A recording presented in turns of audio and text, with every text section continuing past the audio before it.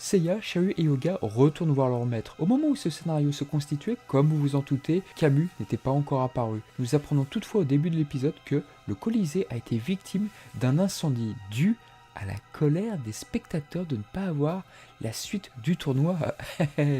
Ça ne rigole pas dans Saint Seiya. Dans le manga, à travers le chapitre 24, le lieu est en ruine et on découvrira plus tard que c'est dû au Silver Saint. Ce n'est donc pas tout à fait la même chose. Le Seigneur de Cristal apparaît pour demander une audience au Grand Pop. On a le droit à un chouette combat où il fait face aux gardes du sanctuaire, le tout animé par la talentueuse Tomoko Kobayashi. Cet épisode introduit un mystère interne auquel on n'a jamais eu la réponse. En effet, Ares manipule donc le maître de yoga. Mais cette technique n'existait pas encore dans le manga. Est-ce que c'est une consigne de Masami Kurumada envoyée à l'équipe de la série, ou bien est-ce que le mangaka va reprendre cette idée sur la suite de son manga en lui donnant le nom de Genru Maoken?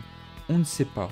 Bien, peut-être que c'est un hasard. Aeolia réapparaît une nouvelle fois, et à ce stade-là de l'histoire, il paraît peu évident que cela soit un Gold Saint, et pourtant, lors de la sortie de cet épisode, le manga, dans le Weekly Shonen Jump, montrait sa confrontation avec Shaka. Mais rappelons qu'un épisode ne se produit pas en quelques jours, donc la révélation a dû se croiser. Seiya revient au sanctuaire, et les gardes accompagnant Shaina sont là pour l'accueillir. Là encore, Tomoko Kobayashi et son équipe nous gratifient d'une séquence bien animée. Seiya réaffronte Shaina, et mine de rien, il y aura eu beaucoup de combats entre eux dans l'animé, et c'est très bien ainsi.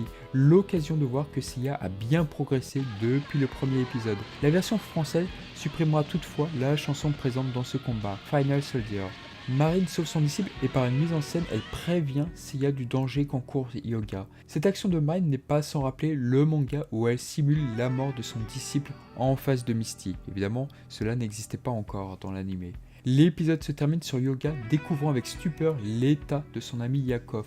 Alors petit détail amusant, c'est la première fois qu'on verra Yakov sur son anorak, et on peut voir que par la suite, dans le manga, le design sera assez similaire à ce qu'on voit ici. Faisant route vers son maître, ce dernier n'en espérait pas tant sous l'emprise de la technique du Grand Pop. Celui-ci annonce très vite les hostilités.